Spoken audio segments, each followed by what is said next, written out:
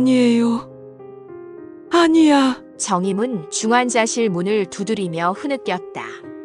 우리 수찬이가 그럴 리 없어요. 어제만 해도 전화했는데 밥 잘 먹고 있냐고 물어봤는데 간호사가 조심스럽게 정임의 어깨에 손을 얹었다. 20년 전 7살이던 딸 수아가 실종된 이후 정임의 가족은 하나씩 곁을 떠나갔다. 남편은 딸을 찾지 못한 자책감에 술에 의존했고 결국 간경화로 세상을 떠났다. 이제는 오빠인 수찬마저 갑작스럽게 떠나버린 것이다. 사흘 뒤 장례식장. 수찬의 직장 동료들과 동네 이웃들이 조문을 왔다. 정임은 검은 한복을 입고 상주석에 앉았다. 조문객들을 맞으면서도 마음 한편으로는 여전히 믿기지 않았다. 어제까지도 엄마 나 주말에 갈게. 엄마가 좋아하는 호떡 사갈게라며 다정하게 말하던 아들. 그 아들이 이제는 차가운 시신이 되어 관 속에 누워있다니. 삼가 고인의 명복을 빕니다. 낮은 목소리가 들려왔다. 정임이 고개를 들었다. 검은 양복을 입은 단정한 여성이 정중하게 인사하고 있었다. 나이는 30 정도로 보였다. 짧게 정리한 머리와 차분한 인상이 눈에 띄었다. 고맙습니다. 수찬이와는 어떤 사이신지. 고인과 함께 일했던 적이 있어서 인사드리러 왔습니다. 세린이라고 소개한 여성이 깊게 고개를 숙였다. 근조금을 건넸다. 그 순간 정임의 시선이 여성의 손에 머물렀다. 새끼손가락 옆에 작은 반점이 있었다. 마치 작은 점 같은 모양의. 정임은 급히 고개를 들어 여성의 얼굴을 자세히 살펴봤다. 눈매, 코, 입술의 모양. 특히 왼쪽 눈꼬리에 있는 작은 점까지. 심장이 급격히 뛰기 시작했다. 죄송하지만 성함이 어떻게 되신다고요? 김세린입니다. 김세린. 그 이름은 정임에게 낯설었다. 하지만 그 얼굴만큼은 너무나 익숙했다. 20년 전 실종되기 전 7살 수아의 모습을 어른으로 키워놓은 것 같았다. 혹시 어디서 뵌 적이 있나요? 왠지 낯이 익어서요. 세린은 잠시 당황한 듯한 표정을 지었다. 그러고는 고개를 저었다. 아마 처음 뵙는 것 같은데요. 제가 기억력이 좋지 않아서요. 혹시 착각하신 게 아닐까요? 기억력이 좋지 않다는 말에 정임의 가슴이 철렁했다. 혹시 정말 혹시라도. 세린 씨, 실례가 안 된다면 잠깐 개인적으로 얘기할 수 있을까요? 죄송합니다. 급한 일이 있어서 먼저 가봐야겠습니다. 다시 한번 삼가 고인의 명복을 빕니다. 세린은 서둘러 인사를 마치고 장례식장을 나갔다.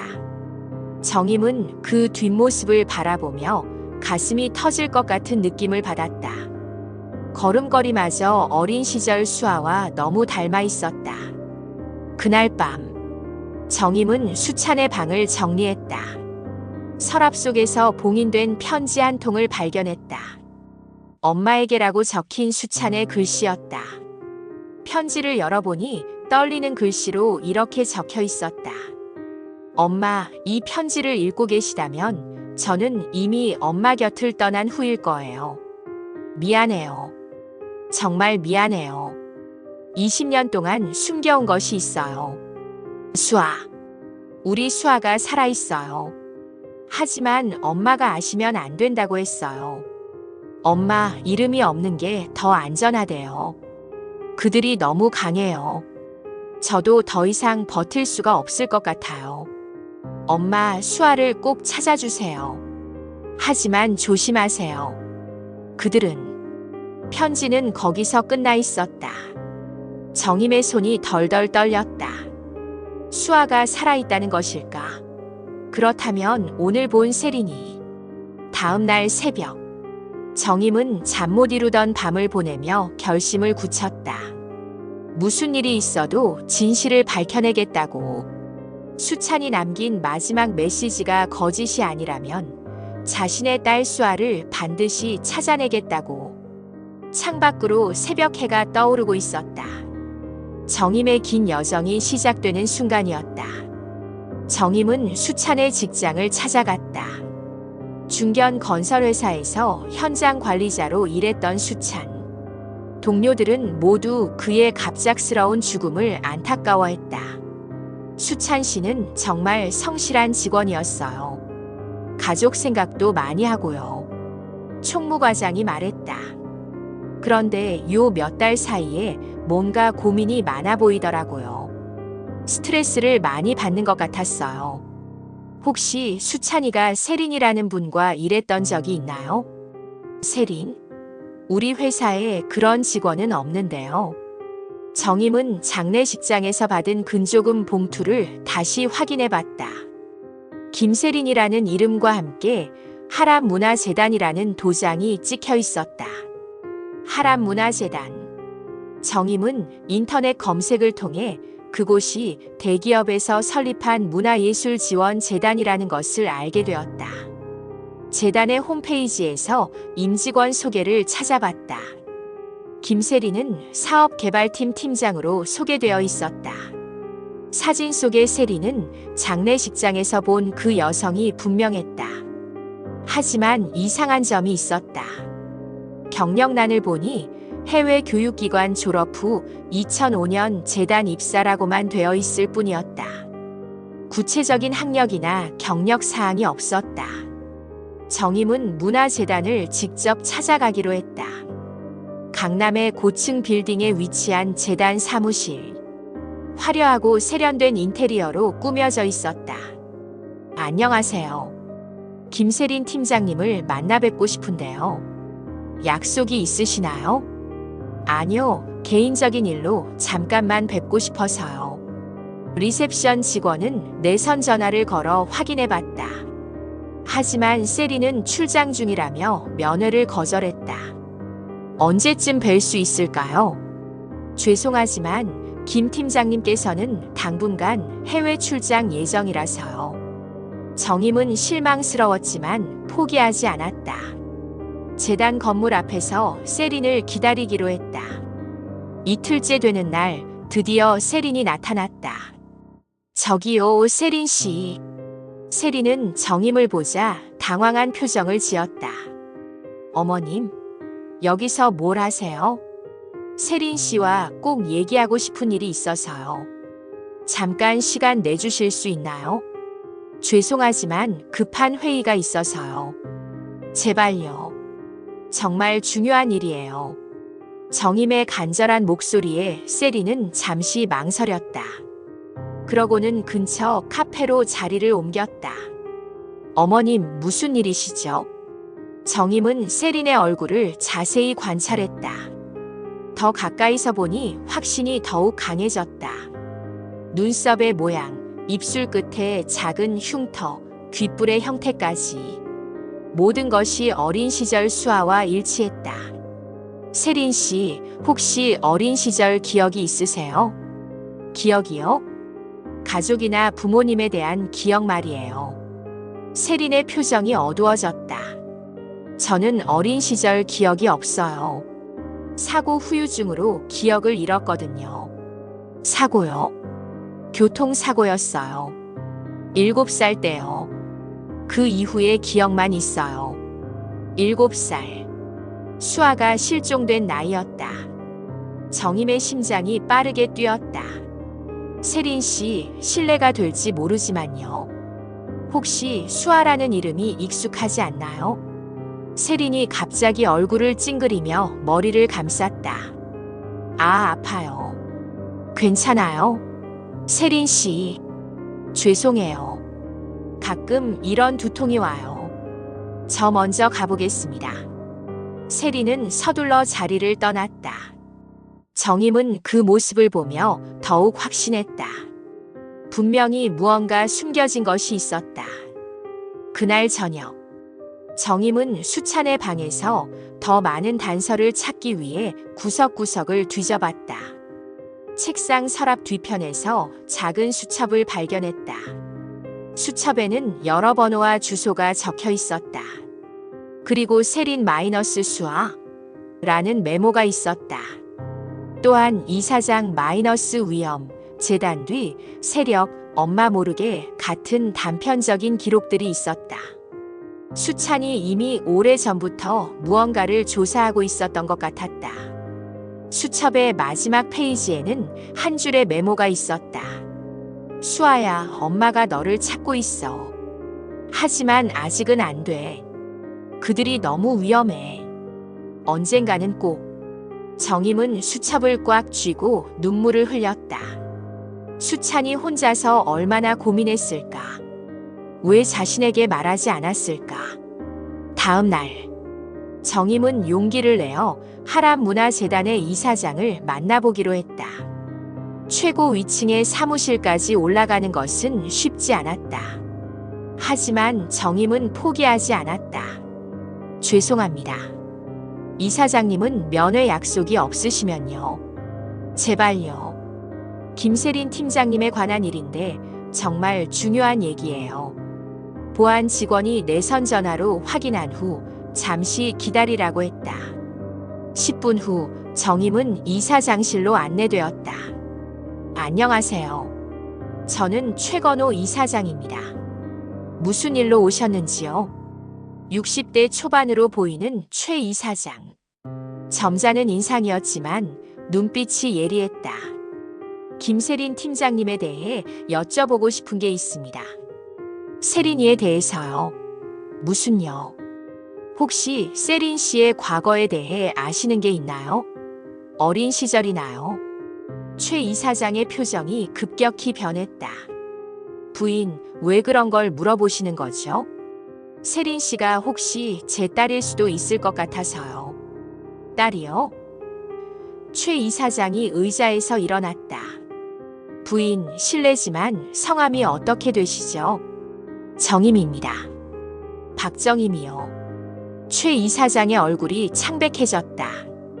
그는 잠시 망설이다가 입을 열었다. 부인, 세린이는 저희가 키운 아이입니다. 어린 시절 교통사고로 부모를 잃고 고아가 된 아이를요. 제발 더 이상 세린이를 괴롭히지 말아주세요. 하지만 정임은 그의 말을 믿을 수 없었다. 너무나 많은 우연의 일치가 있었다. 그럼 증명해보세요. 입양 서류나 의료 기록 같은 걸요. 부인. 최 이사장의 목소리가 날카로워졌다. 지금 저희 재단을 의심하고 계신 건가요? 세린이는 우리 가족입니다. 더 이상 이런 식으로 접근하시면 법적 조치를 취하겠습니다. 정임은 더 이상 할 말이 없어 재단을 나왔다. 하지만 포기할 수는 없었다. 모든 상황이 너무나 의심스러웠다. 그날 밤 정임의 집 전화가 울렸다. 여보세요? 박정임 씨죠? 경고합니다. 더 이상 우리 가족을 괴롭히지 마세요. 그러지 않으면요. 전화가 끊어졌다. 정임은 등골이 오싹해졌다. 수찬의 편지에서 말한 그들이 누구인지 조금씩 윤곽이 드러나고 있었다. 며칠 후부터 정임은 이상한 경험을 하기 시작했다. 누군가 자신을 지켜보고 있다는 느낌이 들었다. 집 앞에 계속 같은 차가 서 있었다. 시장에 갈 때도 뒤따라오는 사람이 있는 것 같았다. 어느 날 저녁 집에 돌아오니 누군가 집안을 뒤진 흔적이 있었다. 서랍이 열려 있고 수찬의 방도 어수선했다. 다행히 수첩은 정임이 따로 보관하고 있어서 무사했다. 하지만 분명히 누군가 무언가를 찾고 있었다. 정임은 겁이 났지만 포기할 수 없었다. 대신 더 조심스럽게 행동하기로 했다. 동네 친구 영숙이에게 사정을 털어놓고 도움을 요청했다. 정임아, 정말 위험한 일에 휘말린 거 아니야? 경찰에 신고하는 게 낫지 않을까? 아직은 확실한 증거가 없어. 그리고 그 사람들이 어떤 세력인지도 모르고. 영숙이는 걱정스러워했지만 정임을 도와주기로 했다. 두 사람은 세린의 일상을 조심스럽게 관찰하기 시작했다. 며칠간의 관찰 결과를 보니 세린은 규칙적인 생활을 하고 있었다. 아침 8시에 재단으로 출근했다. 저녁 7시경에 퇴근해서 강남의 고급 아파트에 들어갔다. 주말에는 주로 집에 있거나 백화점에서 쇼핑을 했다. 하지만 이상한 점이 있었다. 세린은 항상 혼자였다. 친구나 연인으로 보이는 사람과 만나는 일이 없었다. 가족과의 연락도 없어 보였다. 마치 세상에 혼자 떨어진 사람처럼 보였다. 어느 토요일 오후, 정임은 세린이 한 카페에서 혼자 앉아 있는 것을 발견했다. 멀리서 지켜보니 세린은 뭔가 깊은 생각에 잠겨 있는 것 같았다. 때로는 머리를 감싸며 괴로워하는 모습도 보였다. 정임은 용기를 내어 세린에게 다가갔다. 세린 씨, 안녕하세요. 세린은 놀라며 고개를 들었다. 어머님, 여기서 어떡해요? 우연히 지나가다가 보게 되어서요. 혼자 계신 것 같은데 괜찮다면 잠시 함께 앉아도 될까요? 세린은 망설이다가 고개를 끄덕였다. 정임은 조심스럽게 자리에 앉았다. 요즘 어떻게 지내세요? 그냥 평소와 다름없이요. 혼자 사는 게 외롭지 않아요? 세린의 표정이 어두워졌다. 외로움이 뭔지 잘 모르겠어요. 어릴 때부터 혼자였으니까요. 가족은 없나요? 재단 이사장님이 아버지 같은 분이시긴 하지만요. 혈육은 아니죠. 정임의 가슴이 아팠다. 만약 이 아이가 정말 수아라면 20년 동안 혼자서 얼마나 외로웠을까? 세린 씨, 혹시 이상한 꿈을 꾸지 않나요? 어린 시절이요. 세린이 갑자기 머리를 감쌌다. 또 시작이네요. 뭐가 시작이라는 거예요? 두통이요. 어떤 것들을 떠올리려고 하면 이렇게 머리가 아파요. 정임은 세린의 손을 잡았다. 괜찮아요. 억지로 기억하려고 하지 마세요. 그런데 정임의 손길에 세린이 이상한 반응을 보였다. 갑자기 눈물이 흘러내리기 시작한 것이다. 왜요? 왜 눈물이 나죠? 이상해요. 어머님 손을 잡으니까 왠지 모르게요. 세린 씨, 어릴 때요. 누군가 이렇게 제 손을 잡아주던 기억이 희미하게요. 하지만 얼굴은 전혀 기억이 안 나요. 정임은 더 이상 참을 수 없었다. 세린 씨, 혹시 엄마라는 말이 익숙하지 않나요? 엄마? 세린이 정임을 바라봤다. 왜 그런 말씀을요? 그때 카페 입구로 2명의 남자가 들어왔다. 정장을 입은 그들은 주변을 둘러보더니 정임과 세린이 있는 테이블로 다가왔다. 김세린 씨, 이사장님께서 찾고 계십니다. 세린은 당황했다. 지금요? 주말인데요. 급한 일이라고 하셨습니다. 지금 함께 가주시기 바랍니다. 세린은 정임을 바라봤다. 눈빛에 무언가 호소하는 듯한 표정이 있었다. 어머님, 저 먼저 가봐야겠어요. 세린 씨. 하지만 세린은 이미 그들과 함께 카페를 나가고 있었다. 정임은 급하게 뒤따라 나갔다. 하지만 그들은 이미 검은 승용차에 타고 사라지고 있었다. 그날 밤 정임은 잠을 이룰 수 없었다.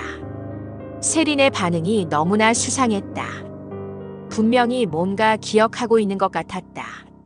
하지만 누군가 그것을 막고 있는 것 같았다. 월요일 아침, 정임은 다시 문화재단을 찾아갔다. 하지만 리셉션에서는 세린이 장기 휴가를 떠났다고 했다. 언제부터요? 어제부터 한 달 정도 휴가 예정이라고 들었습니다. 어디로 갔는지 알 수 있을까요? 죄송하지만 개인정보는 알려드릴 수 없습니다. 정임은 실망했지만 포기하지 않았다. 세린의 아파트로 가보기로 했다. 하지만 아파트 경비원은 세린이 짐을 싸서 어디론가 떠났다고 했다. 언제 돌아온다고 하던가요? 따로 말씀 안 하셨는데요. 원래 말수가 적으신 분이라요. 정임은 막막했다. 겨우 실마리를 찾았다고 생각했는데 세린이 사라져버린 것이다. 분명히 누군가 의도적으로 세린을 멀리 보낸 것 같았다.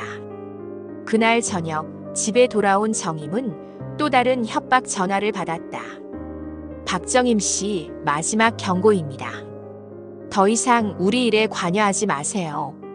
그러지 않으면 당신도 아들처럼요. 아들처럼이라니요? 수찬이를 당신들이 죽였다는 말인가요? 하지만 전화는 이미 끊어진 상태였다. 정임은 온몸이 떨렸다. 수찬의 죽음이 단순한 심장마비가 아닐 수도 있다는 생각이 들었다. 이제 정임은 정말로 위험한 상황에 처해 있다는 것을 깨달았다. 하지만 동시에 확신도 얻었다. 세린이 분명히 자신의 딸 수아이고 누군가 그 사실을 숨기려고 한다는 것을. 정임은 영숙이에게 전화를 걸었다. 영숙아, 나 며칠 동안 집을 비울 거야. 무슨 일이 생기면 경찰에 신고해줘. 정임아, 정말 위험한 거 아니야. 그냥 포기하는 게요. 안 돼. 수아를 찾을 수 있는 마지막 기회일지도 몰라. 나는 끝까지 가볼 거야. 정임은 가방을 싸며 결심을 다졌다. 어떤 위험이 있어도 딸을 찾기 위해서는 끝까지 가야 했다. 정임은 수찬의 수첩에 적혀있던 주소들을 하나씩 찾아가기 시작했다. 대부분은 의미 없는 장소들이었다. 하지만 그 중 하나가 눈에 띄었다. 경기도 외곽의 한 요양원 주소였다. 옆에 수아 마이너스 치료라는 메모가 있었다. 정임은 그 요양원을 찾아갔다. 평화의 집 요양원이라는 간판이 붙은 오래된 건물이었다. 원장을 만나 조심스럽게 물어봤다. 혹시 7, 8년 전에 김세린이라는 환자가 있었나요? 아니면 기억 상실 치료를 받은 젊은 여성이요. 원장은 잠시 생각하더니 고개를 끄덕였다. 아, 그 아가씨요. 기억나네요. 참 안쓰러운 사연이었어요. 어떤 사연이었나요? 교통사고 후유증으로 기억을 잃었다고 하더라고요. 어떤 분이 후원해서 치료받았는데요. 근데 치료라기보다는요. 원장이 말을 흐렸다. 치료라기보다는 뭐요?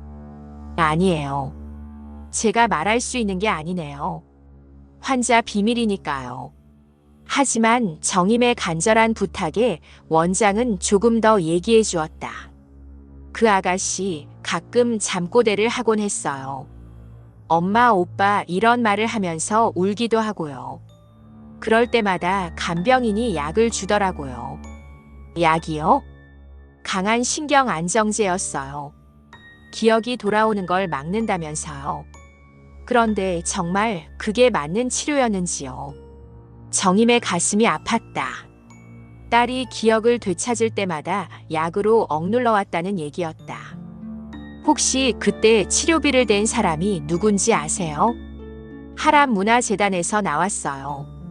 재단 관계자라는 분이 직접 와서 모든 걸 처리했거든요. 정임은 더 이상 의심할 여지가 없었다. 문화재단이 세린의 기억을 의도적으로 지워왔던 것이다. 요양원을 나온 정임은 이번엔 수찬이 다녔던 병원을 찾아갔다. 혹시 수찬의 죽음에 대한 단서가 있을지 몰랐다. 담당 의사를 만나 수찬의 의료 기록을 요청했다. 가족이라도 함부로 공개할 수 없다고 했다. 하지만 정임이 간곡히 부탁하자 의사는 조심스럽게 입을 열었다. 어머님, 실은 고인의 혈액에서 이상한 성분이 검출되었어요. 이상한 성분이요? 일반적인 심장마비 환자에게서는 나오지 않는 화학물질이요. 하지만 정확한 검사를 하기 전에 화장을 하셔서요.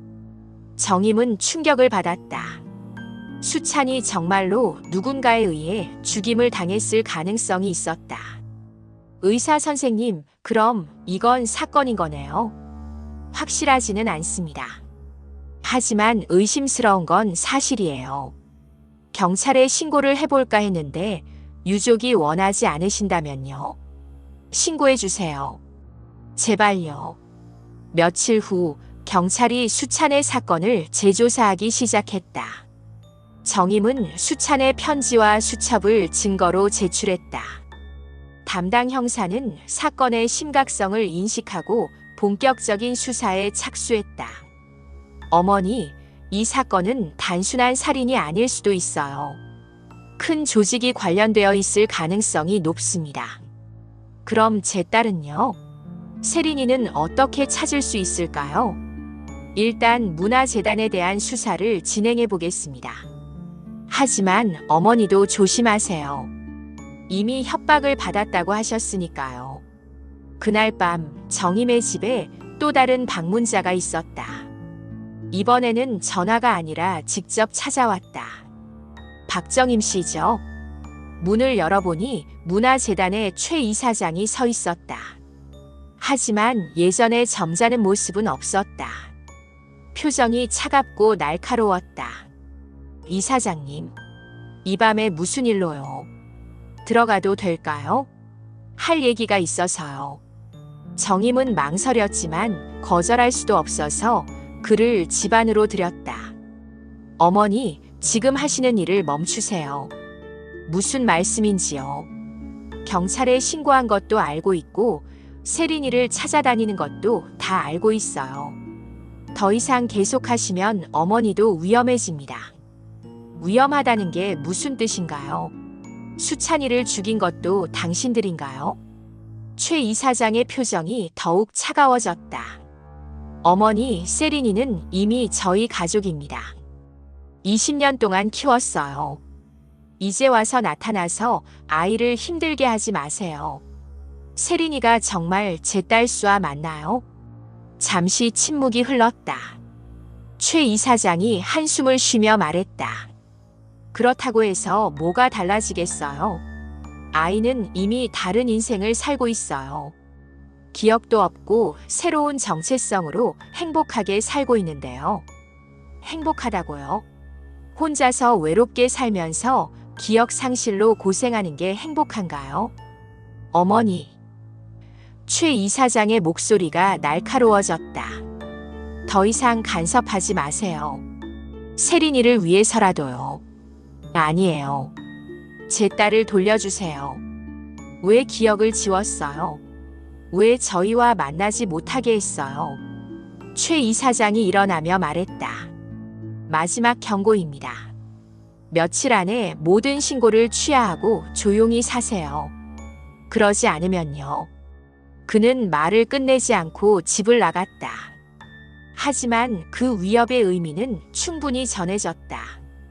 정임은 두려웠지만 포기할 수 없었다. 이제 세린이 정말 수아라는 확신을 얻었다. 그들이 무슨 짓을 했는지도 알게 되었다. 딸을 구하기 위해서는 끝까지 싸워야 했다. 다음 날 정임은 경찰서를 찾아가 추가 증언을 했다. 최 이사장의 위협과 요양원에서 들은 이야기까지 모든 것을 털어놓았다. 담당 형사는 심각한 표정으로 들었다. 어머니, 이제 정말 위험한 상황입니다. 안전한 곳으로 피하시는 게 좋겠어요. 아니에요. 저는 여기 있을 거예요.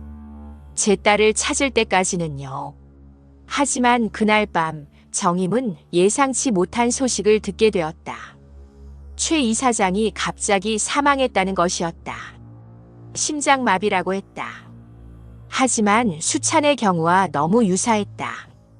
이제 정말로 큰 세력이 움직이고 있다는 것을 깨달은 정임. 더욱 조심스럽게 행동해야 한다는 것을 알았다. 하지만 동시에 희망도 생겼다. 최 이사장이 사라진 지금 세린을 억압하던 가장 큰 장벽이 무너진 것일지도 모른다는 생각이 들었다. 최 이사장의 갑작스러운 죽음으로 문화재단에는 큰 혼란이 일어났다. 경찰 수사가 본격화되면서 재단의 어두운 비밀들이 하나둘 드러나기 시작했다. 며칠 후 담당 형사가 정임에게 연락을 했다. 어머니, 중요한 발견이 있었습니다. 재단 이사장실에서 비밀 금고를 발견했는데요. 그 안에 충격적인 자료들이 들어있었어요. 어떤 자료들이요? 김세린 씨의 실제 신상 정보와 과거 기록들이요. 그리고 의도적으로 기억을 조작한 의료 기록까지요. 정임의 심장이 뛰었다. 드디어 결정적인 증거를 찾은 것이다. 그럼 정말로 세린이가 제 딸 수아가 맞나요?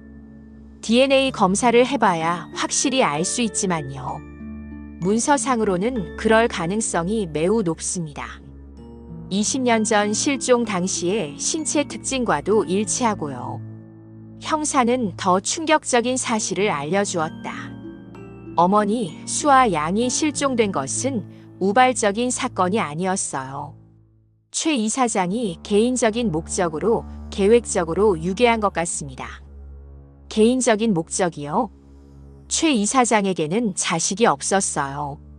그런데 사업을 위해서는 상속자가 필요했고요. 수아 양을 자신의 딸로 만들어 기르려고 했던 것 같습니다. 정임은 분노와 슬픔이 동시에 밀려왔다. 20년 동안 딸을 찾아 헤맸는데 그 시간 동안 수아는 그런 고통을 겪고 있었던 것이다. 그럼 세린이는, 수아는 지금 어디 있나요? 그것이 문제입니다. 최 이사장이 죽은 후로 김세린 씨의 행방을 알 수 없어요. 재단 직원들도 그녀가 어디 갔는지 모른다고 하고요. 일주일이 지나도록 세린의 소식은 없었다. 정임은 초조했다. 이제 막 딸을 찾을 수 있는 실마리를 잡았는데 정작 딸은 어디에 있는지 모르는 상황이었다. 그러던 어느 날 저녁, 정임은 예상치 못한 곳에서 연락을 받았다. 세린 본인에게서였다. 어머님, 저예요. 세린이에요. 세린 씨? 지금 어디 계세요? 괜찮아요? 네, 저는 괜찮아요. 어머님께 꼭 드리고 싶은 말이 있어서 전화했어요. 세린의 목소리는 예전과 달랐다. 더 떨리고 더 간절했다. 혹시 만날 수 있을까요? 네. 하지만 조심스럽게 해야 해요. 아직도 저를 지켜보는 사람들이 있는 것 같아서요. 두 사람은 조용한 교회의 카페에서 만나기로 했다. 정임이 먼저 도착해 기다리고 있었다. 세린이 조심스럽게 들어왔다. 그녀의 모습은 많이 변해 있었다. 야위고 지쳐 보였다. 하지만 눈빛만은 예전보다 더 또렷했다. 어머님. 세린이 자리에 앉자마자 눈물을 흘리기 시작했다. 기억이요. 기억이 돌아오고 있어요. 정임의 손이 떨렸다. 뭘 기억하고 있어요? 어린 시절요. 따뜻한 손길, 자장가 소리, 그리고요. 세린이 정임을 바라봤다. 엄마라고 부르던 사람의 얼굴이요. 수아야. 네. 저는 수아예요. 박수아요. 어머니의 딸이에요. 두 사람은 서로를 바라보며 20년 만에 재회의 순간을 맞았다. 정임은 더 이상 참을 수 없어 세린을, 아니 수아를 꽉 안아주었다. 엄마가 미안해. 정말 미안해. 20년 동안 못 찾아서요. 아니에요, 엄마. 엄마 잘못이 아니에요. 수아는 그동안의 일들을 차근차근 얘기해 주었다. 어떻게 최 이사장에게 납치되었는지, 어떻게 기억을 잃게 되었는지, 그리고 오빠 수찬이 어떻게 자신을 찾아 연락해 왔는지. 오빠가요. 오빠가 저를 찾아왔었어요. 몇 년 전부터 조금씩 연락해서 엄마가 저를 찾고 있다고 했어요. 그럼 수찬이가 널 만났었구나. 네. 하지만 오빠는 제가 기억을 되찾으면 위험하다고 했어요. 엄마 이름이 없는 게 더 안전하대요라고 했던 게 기억나요. 그 말의 의미를 이제야 알겠어요. 수아는 계속해서 말했다. 최 이사장이 죽은 후에 기억 억제 약물 투여가 중단되면서 자연스럽게 기억들이 돌아오기 시작했어요. 그제서야 제가 누구인지, 진짜 가족이 누구인지 알게 되었어요. 그동안 얼마나 힘들었을까. 우리 수아. 처음에는 혼란스러웠어요. 20년 동안 살아온 제 자신이 가짜였다는 걸 알게 되었으니까요. 하지만 진짜 가족이 있다는 걸 알게 되었을 때는요. 정말 기뻤어요. 정임은 딸의 손을 꽉 잡았다. 이제 다 괜찮아. 엄마가 다시는 놓지 않을게. 하지만 수아는 걱정스러운 표정을 지었다. 엄마, 아직 끝나지 않았어요. 최 이사장 뒤에는 더 큰 조직이 있어요. 저 같은 아이들이 더 있을 거예요. 더 있다고? 네. 저는 그들이 키운 여러 아이들 중 하나였어요. 모두 어린 나이에 가족과 떨어져서 기억을 지운 채로 살고 있어요. 정임은 충격을 받았다. 수아만의 문제가 아니라 더 큰 범죄 조직의 일부였던 것이다. 그 사람들에게 맞서려면 위험할 거예요. 엄마 혼자서는요. 혼자가 아니야.